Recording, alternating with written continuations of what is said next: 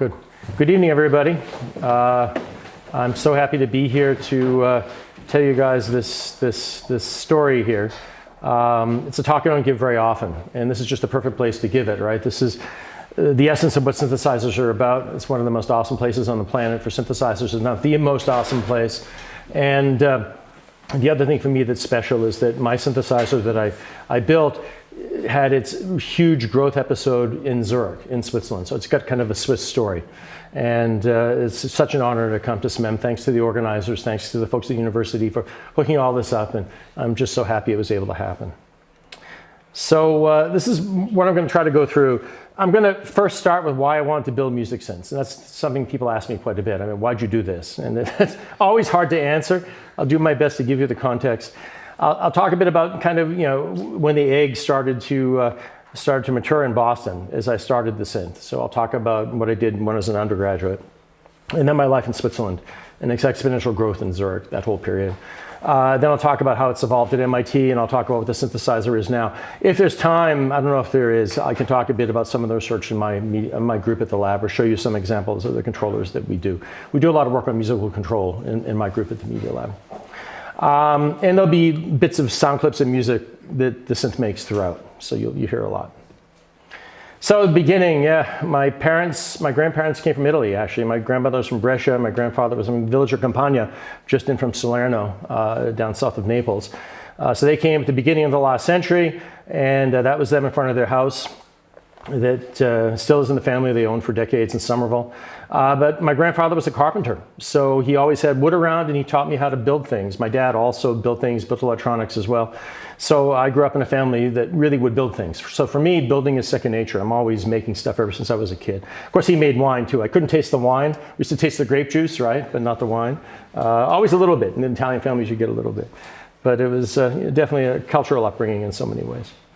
I was a technical kid, right? I always loved technology. So I used to go to sleep reading the Lafayette Electronics catalog. I mean, in the US, we had Radio Shack, we had Lafayette, right? They were both neck and neck.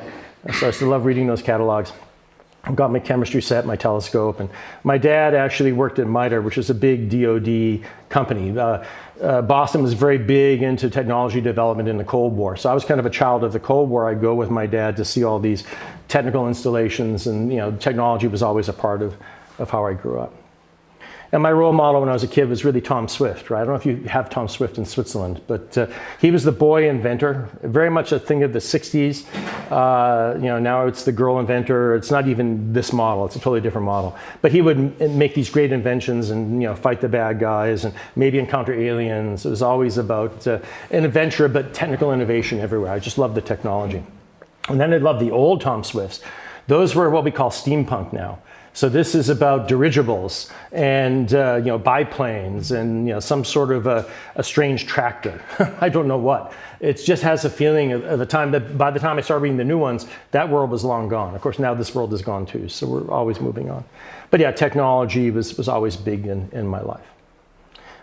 This is when I won the science fair. I've been doing electronic sensors for a long time. That was in middle school. I built all these things to sense different stuff. But yeah, music was the other thing that was huge for me, right? Ever since I've been a kid, I'm just drawn to music. This little pile of records here is now 20,000 CDs I donated to the Internet Archive that they've posted. So I love to collect music. I'm here in Switzerland. I've already been to Zurich getting these 5 Swiss franc CDs of weird, obscure Swiss jazz and stuff like that. I don't know the places to find them. So I'm just driven to find new music. It's like research. I'm driven to discover it and explore.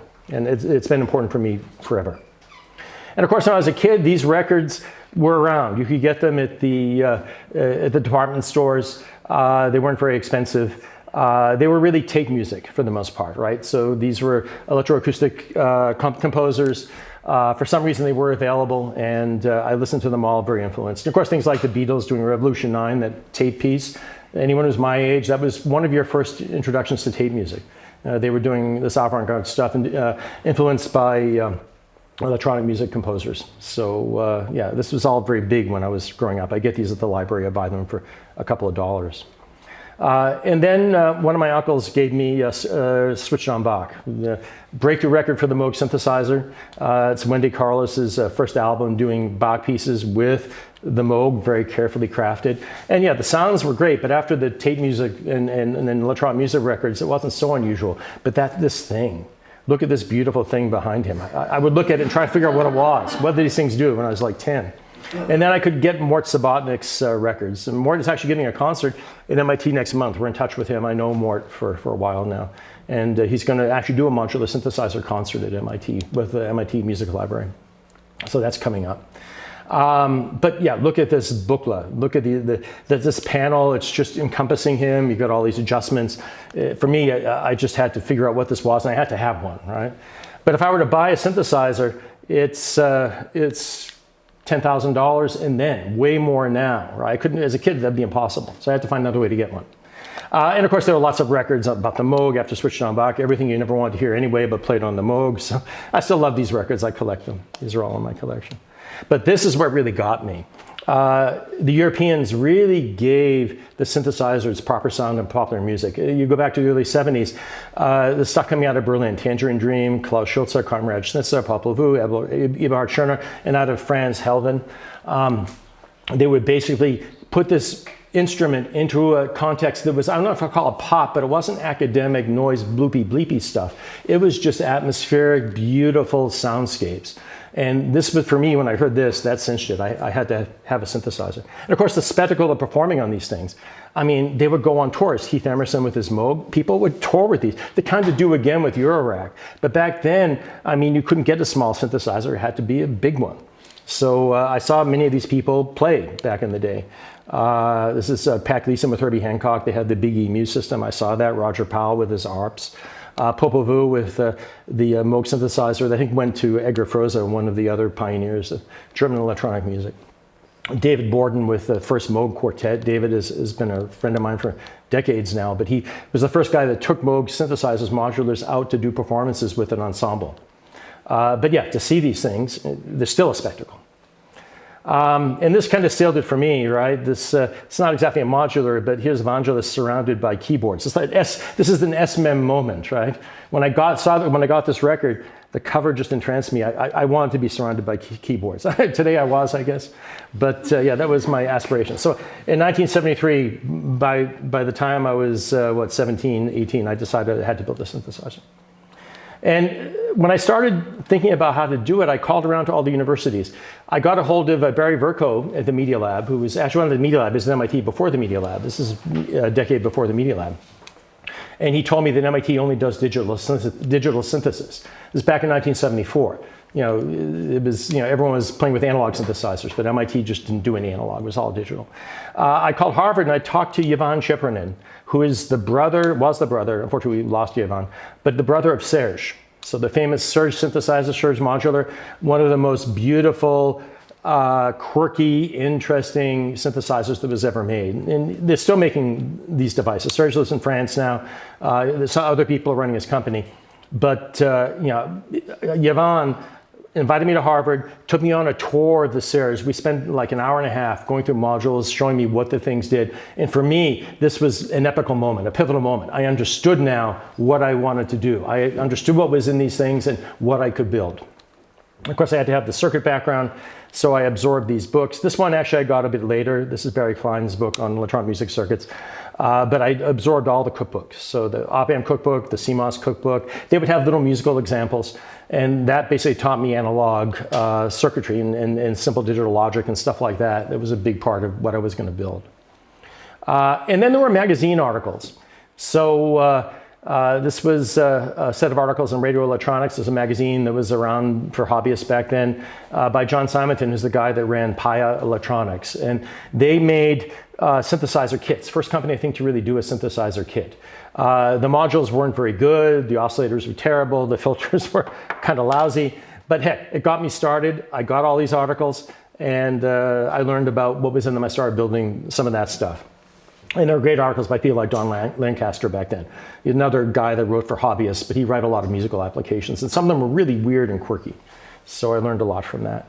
And of course, if you look at the magazines, this is, the circuit would be there, but also this thing, which is the circuit board. And so ideally you take a picture of that, enlarge it, and then put it down onto something you could etch, right, into a blank board with photoresist, and then you put it in ferric chloride and etch it. Now fortunately, my dad was a photographer, so he could take these pictures and put it on a negative for me. That was great. And I worked at Draper Lab. It was one of the biggest, probably the biggest research and development places for inertial guidance. They did Apollo, very well known for guidance for Apollo. And the technicians there let me use their ferric chloride etch, so I could make my own boards at Draper. So I would just take them out of the magazine, make the board if I wanted to do one of these. And then I made my own boards, right? Do my own designs. This is how we did it back then. I draw physically on a piece of paper. There's no CAD, no computer system. I draw this on a piece of paper for where I wanted my components in the circuit line, single-sided board here. And then I would do it with tape and decals. So we had little decals we put down, have little tape we put in to make the circuit lines. And that's how I made my printed circuits, if I designed my own circuit. The students are amazed that we used to do that, but that's how we did it. And there are other resources. Electronotes it's a great resource for electronic music circuitry. It was around back then. I didn't know about it until after I was well along in my synth. But that's another great resource. And these are all online. Electronotes, the radio electronics articles, they've all been scanned. So you can all look at them for posterity now. And then there was this company called Aries. And they were outside of Boston. They were in Salem, a town just to the north of Boston. And they were in an old warehouse. And it turns out there was a surplus electronics store next to them. And a friend of mine that was also into building electronics said, I'm going to go up there this weekend. Why don't you come and we'll see if we can find some electronics. So I went up with them. And then it turns out they told me when I walked in, oh, there's people building synthesizer kits on the other side. Maybe you want to talk to them. They found out I was building a synth.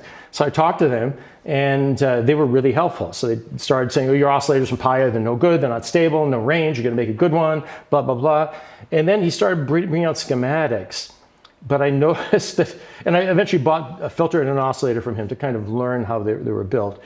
The exponentiator is kind of the secret sauce in an analog synth. Because we hear exponentially, you control the oscillators with a linear voltage, right? And the oscillators are linear.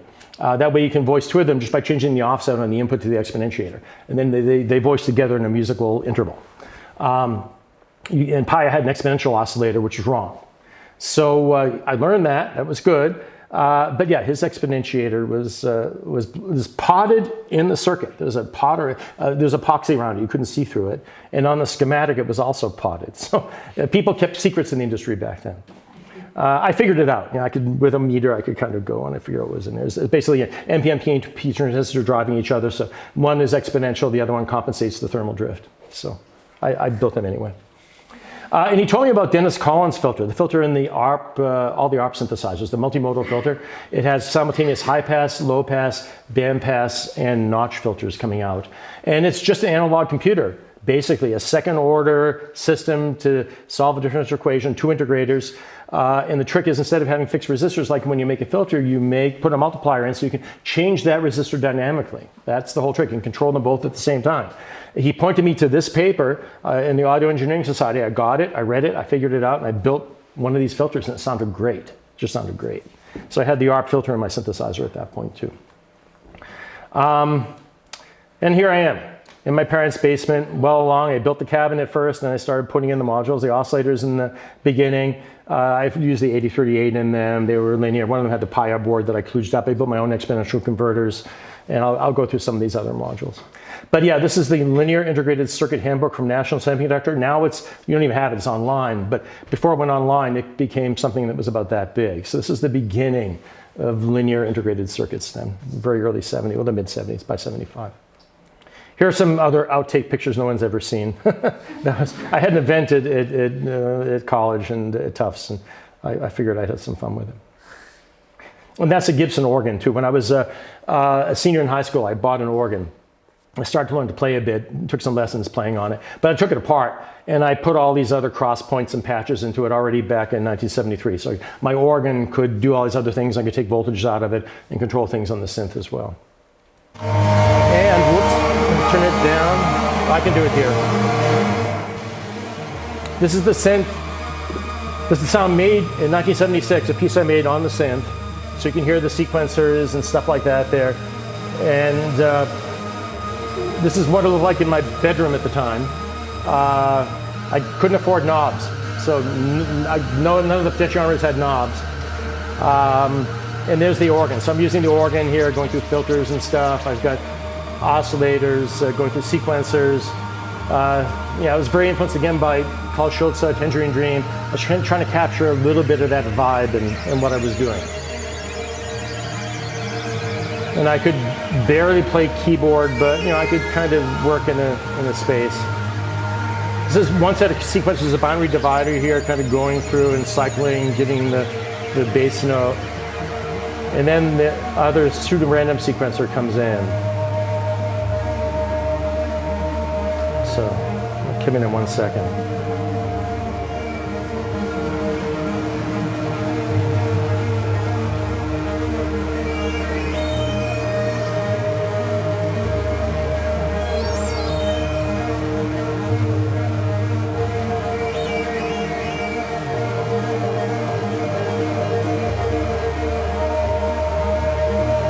So here's the other sequencer somewhere there.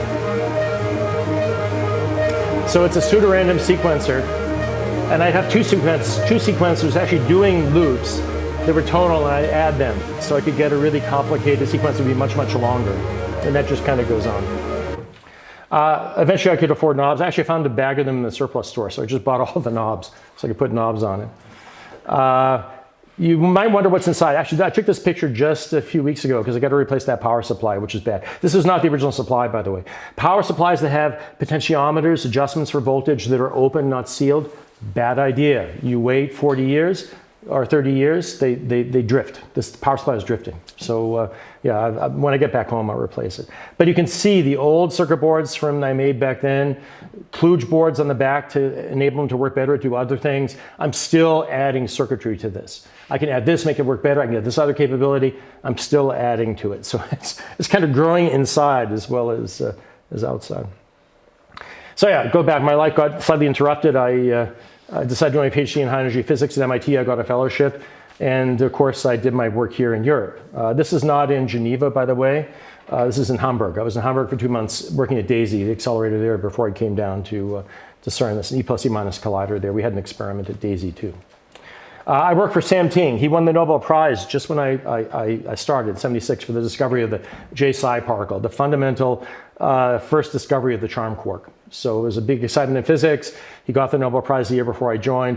He's a famous strongman in physics. He runs his group really tightly, but it was obvious to me, this is the group I wanted to join. And when he said, "You want to live in Europe?" Yeah, sounds good to me. I was just a kid and growing up in Boston, but to live in Europe sounded great. He's got an experiment on the space station now. The most amazing detector that is in space now, the alpha magnetic spectrometer. And he still runs it. This is me visiting the group. There's Sam, some of the people I used to work with just a few years ago. He's got his control room in Prévessin, the French part of CERN. But he is in his upper 80s now, and he still is a professor at MIT, the oldest one, I think, that's still working as a professor. And he's still running that experiment with a strong fist. I mean, that's Sam's experiment. Just an amazing guy. So yeah, I showed this to the students at MIT. It's great to do a thesis in Switzerland. Man, it's so wonderful here. You go in any direction, there's a different culture. CERN is special because it's a city of physicists. And Geneva is just a great location. Fribourg as well. I mean, you've got the Alps, you've got, France isn't so far if you want to go. I mean, you've got a lot of culture here. So, and you got the mountains. It's just so much fun. Some pictures, that's the ISR where I did my thesis, intersecting storage rings, the biggest accelerator then at CERN before they built the P-bar-P and then LEP and the LHC. They like to have sheep in the middle, a very Swiss setting. Oh, that was in France. That was our detector that we worked on. So I just take photographs. That's the famous water tower at CERN at night. This is the Jura. I used to climb up on buildings. That's me on the Jura. It gets windy. That's me on the Jura again, I think. Could be some other mountain. That's the Jura, black and white, looking up at the snow.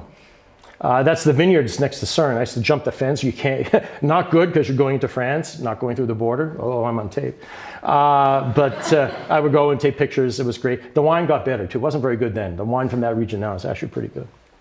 I used to, downtown Geneva, you know the statue there by the Jetto. It's just a beautiful place. So I took a lot of stuff at night. Wartime exposures, right? So I was being an artist when I could. And of course, you know this place by the Les Murs and with the archives in the center of the old town. Again, time exposure. But I took this, my daughter took this picture. We were here together last summer. Same place, but you can't get a blur easily on a phone. And the same lighting conditions. It looks like it's during the day. Just technology has advanced incredibly. But yeah, to be an artist, you have to push it a little more. And that was our control room that we had. All of the data from the experiment coming up. It was all patched by hand in those days, like a modular synthesizer, very much analogous. And I realized that when I was there. You know, all the control signals are coming up from the detector and patched through logic and stuff. And then it goes to a computer. But of course, I had to build a synthesizer, a digitally controlled synthesizer, because heck, at CERN we had these digitally controlled crates. I could play with digitally controlled synthesis. So I built this during a winter break at CERN. It's got 2 channels, and the computer is basically giving pitch, giving amplitude, the subharmonic level, and changing these all dynamically. So it's just going on forever. The tapes have all been lost except for this little mono thing I was able to scrap together. I don't know where they are. But yeah. It was crazy. And then I went to ETH to work on the central tracker for this detector, the L3 detector, one of the large detectors at LEP, pioneering big drift chambers for detecting muons and stuff like that. It was an exciting period.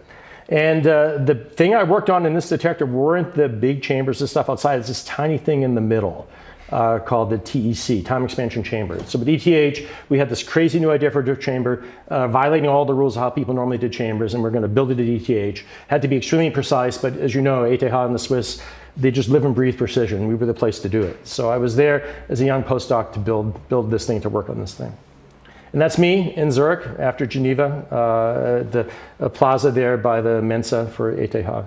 That's the time exposure night. I had to keep doing that.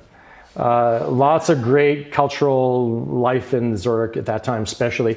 There was a rec branch there, Recommended Records. I loved all the crazy avant-garde acts they bring to town. I go to the Rote Fabrik a lot to see the shows. And yeah, it was just great. Debut Menthol, one of the best Swiss bands ever. From that time, we're playing a lot. It was fantastic. That's me in my apartment back there before I brought my synthesizer stuff in. That's my car with my Zurich plates. That's me in front of my apartment, sitting on my car. That's me in my office at ETH. Again, at ETH, that's how I lived. That was my girlfriend at the time, American girlfriend, came over to visit. I'm not showing it because of her, it's because of this. This is the little, that's the only picture I have of the drift chamber that I worked on at ETH. That was our prototype drift chamber for this big thing. And I built the one out of beeswax, actually, because I learned how to seal with beeswax, which worked out. I built all the electronics for it, so that was a good part of my focus. That's me in Hunkerberg. Some of you know ETH. Hunkerberg's all built up now. They've got many buildings there. This is before really there's anything. And it was dead at night. At night, you drop a tool, you hear it echo in the corridor. There's no one there. It's very social now. There are dorms up there now. Old people would come for lunch. And this is a great thing about Swiss society, right? You go to Mensa, they give discounted meals to the old people. So by like 1:30, 2 in the afternoon, all the old people come. But it was a weird feeling coming from MIT and CERN to come to ETH, and you walk out and it's like a rest home in a way. This is a couple that were kind of, they had some dynamic. I don't know what it was. But yeah, it was a special time. But look, I had a lot of time on my hands. Well, I worked like hell, like an American, right? MIT guy. I just worked on the little chamber, on the electronics for a year. I couldn't do it. My girlfriend in the States decided, okay, you're in the States, you're here. There's no Skype. There was no Zoom. Phone calls cost, easily like $100 to make a call if you're on too long. And by too long, it's like 20 minutes. So yeah, you couldn't keep in touch. It was the letters. So any relationship long distance is not going to work. And of course, I was expecting it wouldn't. It didn't. But now what do? I'm living in Zurich. I've got to integrate to Swiss culture.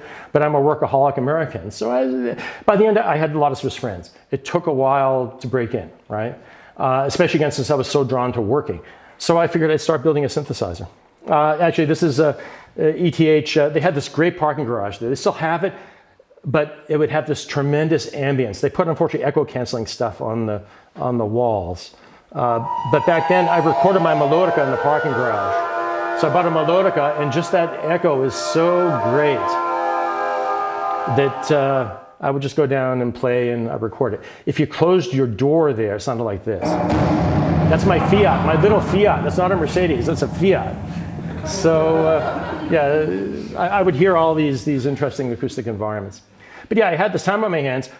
I had to do something. Eventually I got to know people, but during that period, I just went crazy into the idea of I'm going to do all these synthesizer ideas that I've been accumulating and build them. And the first thing I did was this. You remember this? You probably have one of these here. This is a little Casio toy, a VL-Tone, the first digital synthesizer toy, I believe. And the sounds on it were, for the time, very incredible. I mean, they were weird. They were unusual. You had to play this little thing. I figured, let me get into it and make it into a full-size keyboard. That was my apartment in Zurich. And then add all these points so I can clock the sequencer inside. I can get all these internal voices and bring them out so I can mix them in different ways and use them. I even put on some modular synth logic so I could do little things by patching on top of that panel. This is actually, I still use it. It's still immensely valuable as a sound source. So this is it now. It looks a little bit like the RoboCop, right? So you've got a mask in front of it. This is all torn apart outside, and all the other stuff goes into the electronics. That was my apartment in Zurich when I finished all my synth modules. I built like, I don't know, 90 of them. Because after I finished the VL-Tone, I just kept on all these ideas for modules.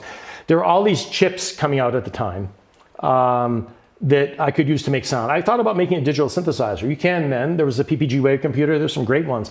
But to build it, you really had, nothing would happen until you're finished. It was a tremendous piece of work. It would be obsolete as soon as it was done. But if I built a module, I could use it in my system, and I could always use it. 1 volt per octave, 5 volt logic, it would just work. So I just kept going with these weird chips. I just put them into modules. So I'm going to give you some examples of some of the devices. In our collaboration, there was a group at the RWTH in Aachen, one of our close collaborators. They had a gas system for the drift chambers. And the drift chambers run off this explosive gas. That they put a speech chip in it so the gas system would talk to you and tell you if the gas mixture was bad. So I had to put a speech synthesizer into my synth. So I got this thing. And here it is. I've made this in Zurich, actually. So this is just a sequencer driving the speech synthesizer.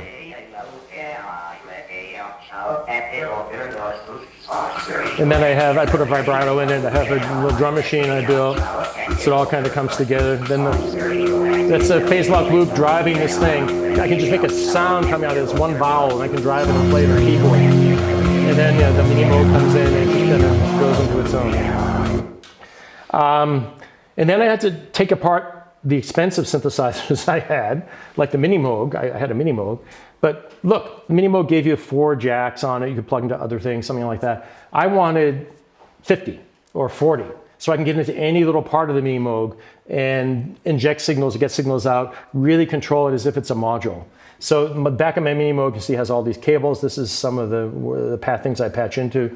Without the cables in there, it works like a normal Mini Moog. Put them in, I can then reach in or pull out really from all over in the Mini Moog. Same thing with the MG1. I don't know if you guys have an MG1 here. It's a Radio Shack synth designed by Moog. I can pull signals out and put them in. This is the panel that the Mini Moog cable mates to. So these are the ones that came with the Mini Moog. These are all my extra ones. And again, I can control every oscillator, I control any bit of the filter, get all the envelopes in and out, and just put signals in and out. I use it a lot. Any synthesizer now has a whole collection of modules that integrates with the system. Casio SK1, same thing first, low-cost sampler. I had to be able to control all the buttons from my modular, pull all the voices out so I can route it. I still use this all the time. It's a cheesy sampler, but I can get deep into it. I can make it sound like anything. So I still use it a lot. And I had also a Casio tone organ. I made this to, normally in any kind of digital synthesizer, you have a good digital analog converter to give you good audio. But I thought, what if I take the bits coming into that converter? I could pull them out of the organ and mix them as I wanted in random with these knobs. So this is what it sounds like when I do that. So that's the normal organ. It's going to get loud. And now I mix the bits. So it's this incredible fuzz. But with this tones of decaying, the low order bits become a trill. So it's kind of trilling. And if you adjust these knobs, it can sound very, very different. Okay, I'm back in the States. I built cabinets. Everything's in cabinets. That was my living room, like Vangelis, that picture of Vangelis. I'm now surrounded by my keyboards here. I moved into another studio. That's in the basement. That was our Himalayan cat at the time. Again, I rearranged it. I got a mixer, recorder, blah, blah, blah. That's, again, the same setup. That's the back of the Zurich cabinets. My technique had improved. A lot neater. There's still some kludging in there, but very little. This is close to a professional grade assembly here, although you couldn't mass produce it. But you know, it's that's what they look like. This is a video of the synth doing its thing. And at that point, I started putting in these big patches. And I enjoy playing keyboards, but with a modular, already in the 80s, I was putting in huge patches where the thing just plays itself in a complex way. So one voltage adjusts another, and they have logic in there that can do things. So you just have these soundscapes that just kind of stay in their zone, but they vary all over the place inside. And these are other devices. This is a device here. It's an analog digital converter, but I can take the bits and again arbitrarily weigh them. They're not exponentially weighted like they are normally. I take them out and I can just weigh them as I want. So I put an analog signal in, it makes it digital, and then I can adjust the bits to make it analog again, but adjust them in a weird way. So this is a triangle wave going into it. And a triangle wave, as we all know, it's a smooth, one of the most fundamental, pleasing waveforms to come out of a synthesizer.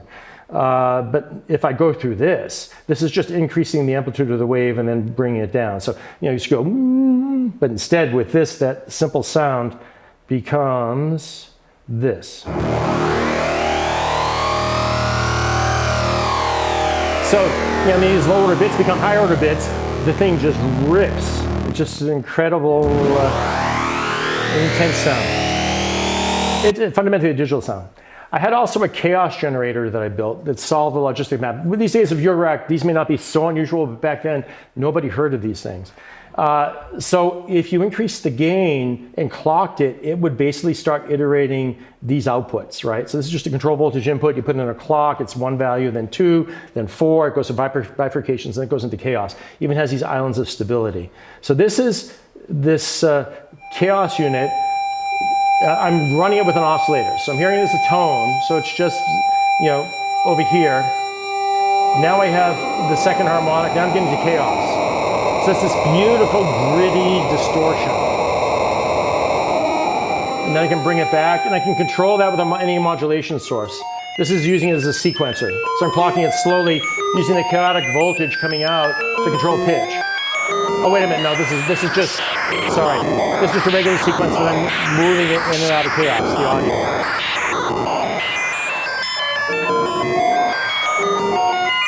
And here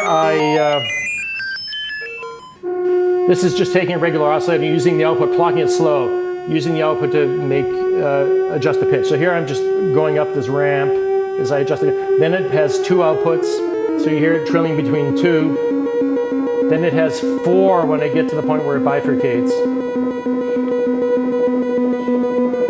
There, it's the four.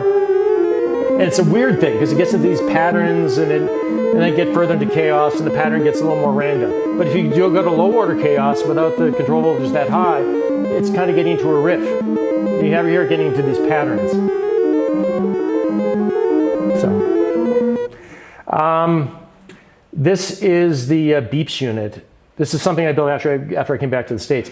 In the surplus catalog, I saw these little circuit cards for alarms, right? For, you know, alarm systems. They all make different sounds. So I figured, okay, let me just digitally gate them, put it together, and I can make a module out of it so I can bring these sounds up. So it sounds like an urban disaster. You know, having the gates come on to enable these different sounds. Now I have them coming in exclusive OR. So instead of being linearly mixed, they're exclusive OR. So it's like a modulator. So it's got its flavor. And then I made a phase lock loops, and I've actually added more and more to these because I love them. A phase lock loop will take an input frequency, as like from an oscillator, and then try to follow it. And you can make it follow it either perfectly or crappily. And I love it when it's in between, right? Where it tries to lock onto a note, it can't. And you can adjust all these parameters, so you can change how it does it. So this is me, well, that's after I put my little add-ons so I can control it all kinds of ways. I've expanded it a lot. This is me at the Plasma Infusion Center at MIT with the synth set up, playing the phase lock loop, but adjusting all these parameters. And they have two of them with a ring modulator in between. So you hear the two phase lock loops on each side, but then the ring modulated output. When they don't track each other, you hear this kind of a bell sound, a ring modulator sound. When they track, it snaps on. So it's just so much fun to play with.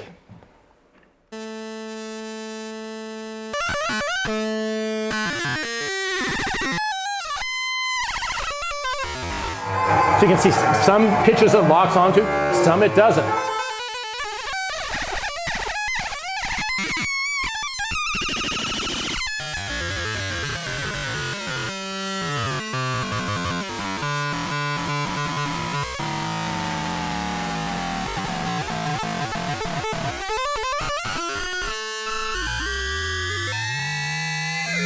So you can make a track really slow, and now you hit the remodulator because they're not, now they're locked on.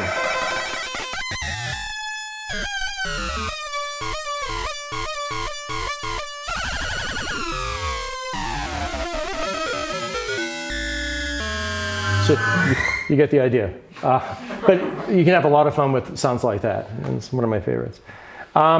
This is a pseudo-random sequencer that I put into it, so I can actually make a digital pulse track. I did this actually back in the early 70s, mid 70s. So I can have the sound become very complicated. So simple square wave, and I put in a bit to change the feedback train in the pseudo-random encounter. So you get these nice digital sounds. Already before, you know, people were working with digital synths much. Back in 1975, I could get sounds that were kind of digital and play with them. And again, it's through just feeding back a sequencer with exclusive warriors that's basically making it much longer. Of course, the thing can also dial the phone. I put in a touch tone generator. So this is a piece I did, speech synthesizer. This is some other stuff. This is from the 1985-6 I made this. But you can hear the touch tones. And that's the Casio, so it's all kind of coming together.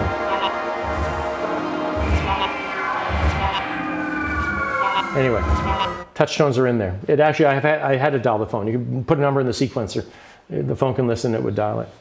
Top octave tracker. So this is a phase lock loop that tracks a whole top octave. Whoops. Come on. You recognize the song. But again, it's tracking a whole octave, and I can adjust it to be as stable or unstable as I want.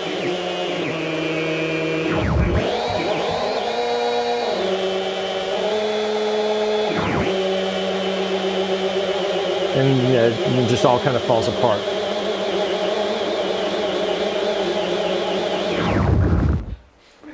And then there's the Optigan. It's one keyboard you guys don't have. I always wanted a Mellotron. The only Mellotron I ever played in my life is the one here. I play the simple ones all the time. But Optigan for that time, the mid-80s, was something I could afford that was a sampler like the Mellotron. Essentially, it was a concentric, a disc that had concentric soundtracks on it. And it had a photodiode array that would pick out the light from the different tracks. And then you just play it with the keyboard.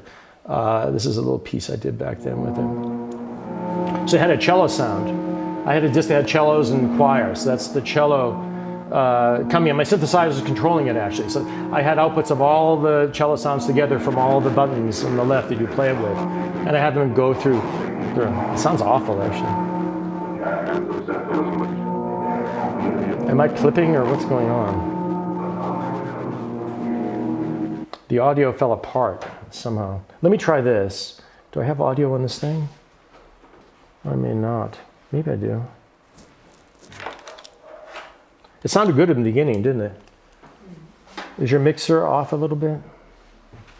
Do you want it up sound? I'm not sure. Let me turn this down. You can turn it up there. It could be clipping in the front end. That could be what it is. I bet you. So let me try it here. Yeah, if you just turn the master gain up. Yeah, much better. I think I had it going in too hot, so it was clipping on the front end.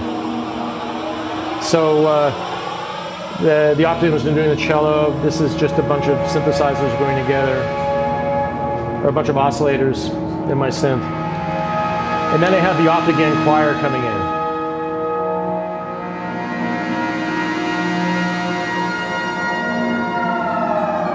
So you can hear this kind of a choir in the back, and that's essentially the Optigan. Anyway, I was invited to Ars Electronica to bring the whole synthesizer over there for their 25th anniversary because they used to have these big synths, was a big part of Ars Electronica, the big festival in Linz. I knew the organizers, they invited me to bring it, so I said sure. So I brought it to the Bruckner House, that's on the Danube, we set it up in there. They made crates for it. I crated it all up so it could make the voyage. Those are still in the basement of the Media Lab, I think. That's me debugging the circuits in Linz after I got it unpacked. And this is the kind of stuff I did there. I would do a patch every day, different patch. I'd start with nothing, and then eventually I have something that's more sophisticated like this.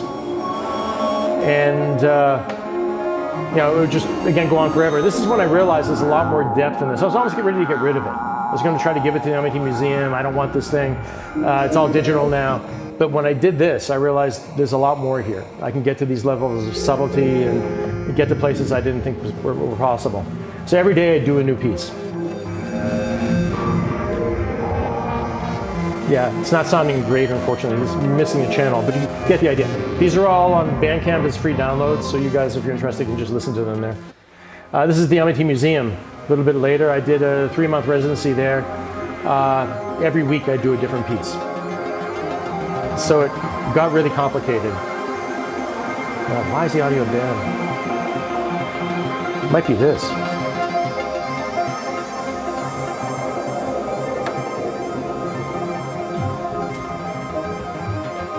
You get the idea. It sounds normally much better than this. Yeah. But yeah, things are coming in and out and evolving and it's changing.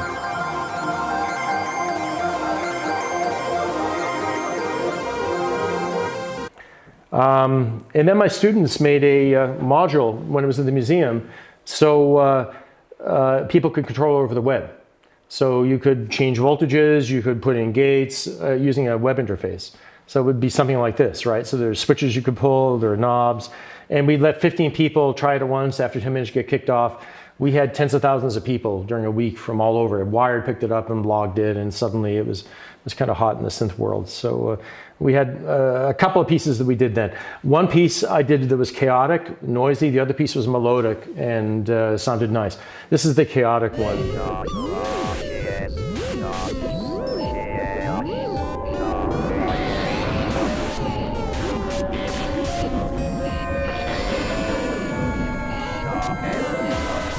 So I could turn the knob, or other people could, and again they could hit the buttons and they could fire different processes and things.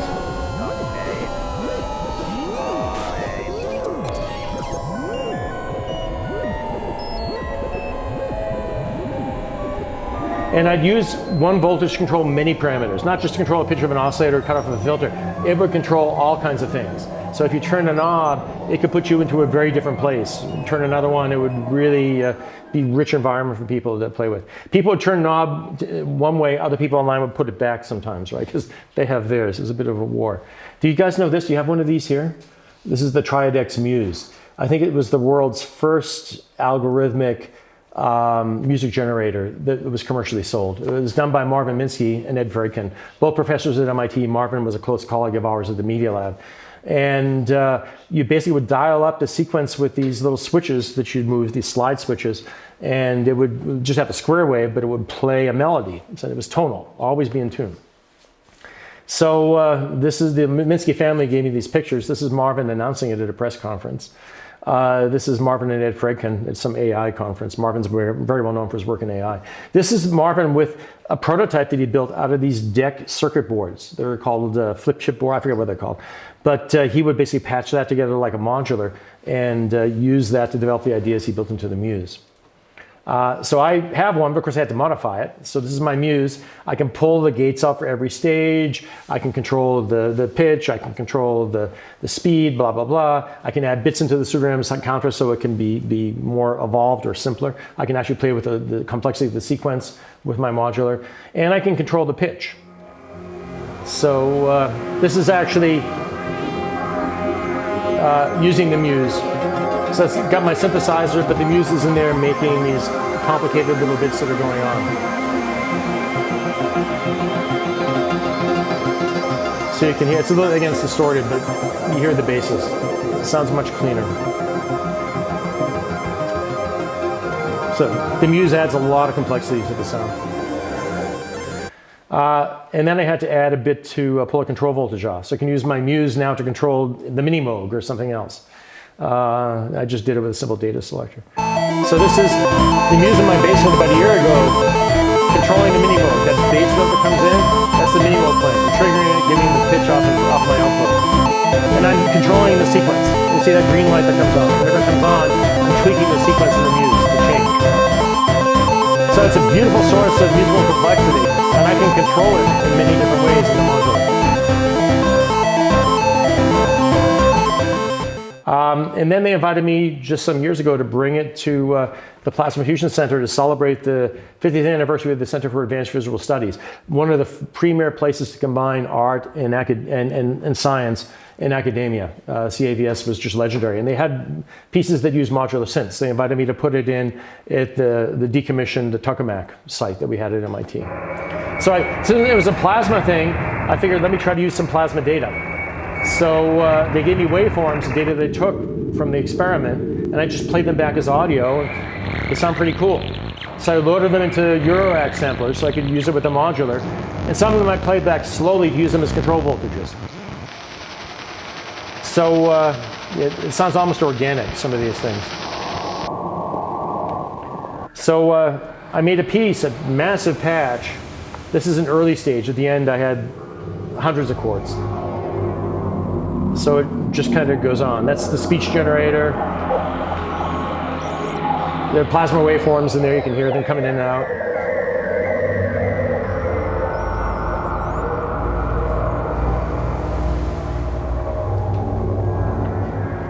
So it just evolves. It's a little bit creepy. I don't want to call it exactly creepy. It's mysterious. It's ominous.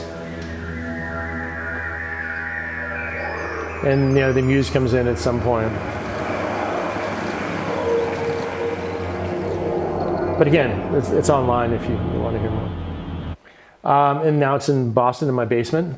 That's an early set picture before I evolved. That's what it looks like now. This is my basement studio. I was going to have a patch streaming here, but unfortunately I had that bad power supply issue, so I couldn't get it going in time. This is another thing I like to do. Like the guy that started your museum here, I like to buy pedals, although I haven't bought nearly as many. But when I buy a pedal, I have to modify it. So you can see the pedals all have voltage inputs now. I put in gates to hit the switches, or I can put in voltages to change the knobs. So all of my pedals have been changed. This one, I had to put another box to fit the connections that are going in. This is a Eurorack sequencer from Doppler. I can now control how it works with voltages and gates. So this is just playing from this little Casio into a chorus, but I can control the depth of the chorus and the rate of the chorus from voltages I put in over here. And you can see in a second inside how I do it. Essentially, I just couple with a resistor, diode protection into the potentiometer tap. I have it somewhere.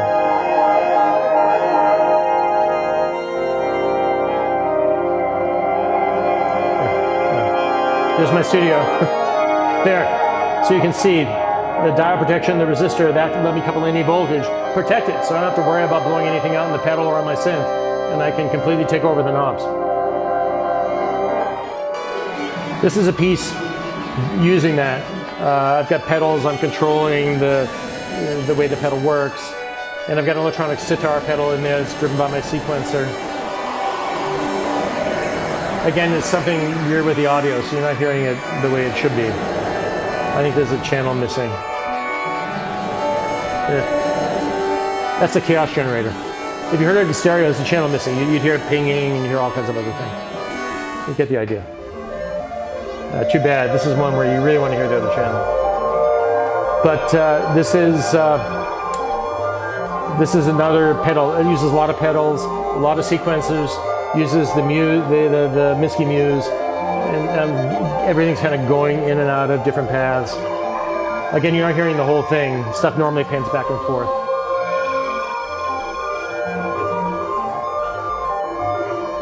So anyway, that's that. This is a kind of crazy one I did about a year and a half ago. So again, using these mellotron pedals to try to track a mellotron on a sound I put in, they can be a very distorted sound, so it doesn't know exactly what to lock onto. This is another one I did just a year ago, using a lot of pedals, very complicated patch, many sequencers. They're all changing dynamically. And again, you're only hearing half of it. But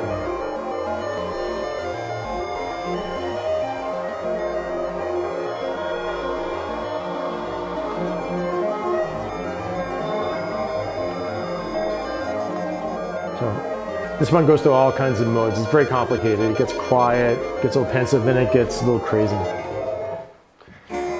This is one I did streaming to ETH for the event they did with ETH. So that's streamed to Switzerland last time I was here.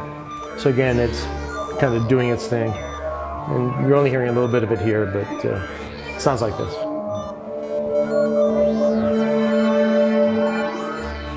That little swell, that's the Casio SK1. I just trigger it, play an organ sound, and it just has this beautiful quality to it. And then I had to make modules, so this is going to be the fun part here. I found this little toy. One of our admins in the lab had a talking hamster, and I loved it, so I figured I could make a module out of that. So here is the story. Hi, Mr. Hamster. That's the hamster. That's what it does. What's new with you? It pitches up a major seventh and just repeats it. So I took two of them, took the brains out of two of them, and built an interface to the synth, made a module out of it so I can put in signals and get control and get other things. So here I'm playing speech on the thing.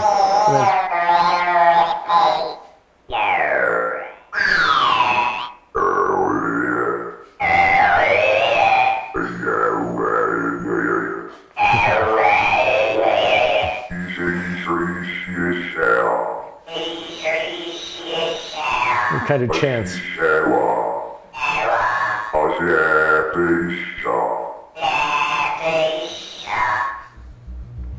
And then you can play it. I have two now. One pitch shifts, and the other one takes that output, shifts it up again.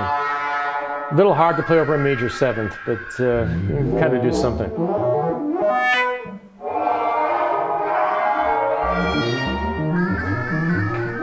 Yeah, you're not hearing the other channel. There's a whole other voice in there. I don't know what happened to it. It's late now, though. I'll go through this. How much time do we have? Very little. This is kind of the last thing, so I'll go through this quick. It's a fun story as well. And this one, maybe it doesn't matter if it's not in stereo. So this is a kit that Bell Labs gave to schools years ago to do format synthesis in the 60s. So just a bunch of bandpass filters. And my teacher gave me one when I was in high school. And I kind of made a few sounds with it. It's pretty simple. It's just got LC filters, it's got these inductors. You put yourself into these cores, and then you build it on a box, actually. So the box was the circuit. You put the circuit on top. And that's what it looked like if someone built it. It would look like this. I built one back then. And I used some of the pieces in I used to do a lot of tape loop music when I was a kid. So I used to use those sounds. But I figured, okay, they suggested using a rotary switch to change the frequencies. I could use an electronic switch and switch the formants myself with the CMOS switch. So I calculated what the values of the capacitors were going to be, and I prototyped it out. So that's it on my bench, and with the actual components. And I just saw what it sounded like, and kind of sounded like it was supposed to. That's the waveform. And I can, with my electronic switching, I can switch in different capacitors and change the format. So you can hear it's changing it.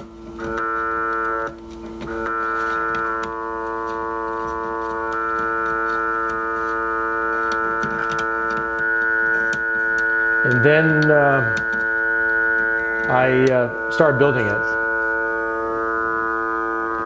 So I did a schematic, right, for what I wanted to do. I started starting up the board. That's the logic board there. And then I had the analog board, put them together with all the original components pretty much that were part of the sound generating part. So you have all the distortion that came with the germanium transistors. I had to wire that up to my front panel. But I did.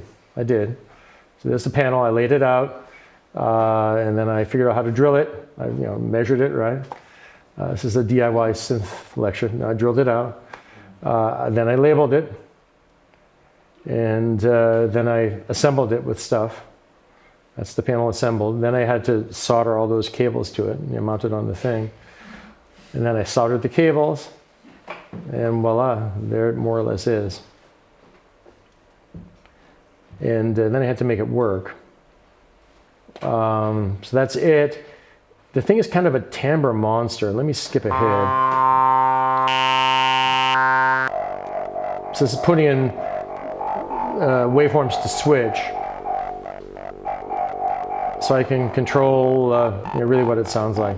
Yeah, you can't hear one of the speakers. This is another set of signals, and I can control it. That's using an organ. So, playing all of the timbre, putting in sequencers and stuff like that. And then at the end, where is it? I put in the notes from, I can play the keyboard too. So that's, so every time I hit a key, it's a different format. So I have the sequencer giving the bits. Again, you can't hear it because it's, audio's a little off. But now I put in the 3 notes from Zarathustra, from Strauss, right, 2001. So those are just going into this thing. And that's all that's going in. And I'm just giving it these gates to play with the format. So it's distorting, it's changing its timbre. Every once in a while I put in a little bit of echo. But it's just this meditative, weird drone that kind of goes on forever.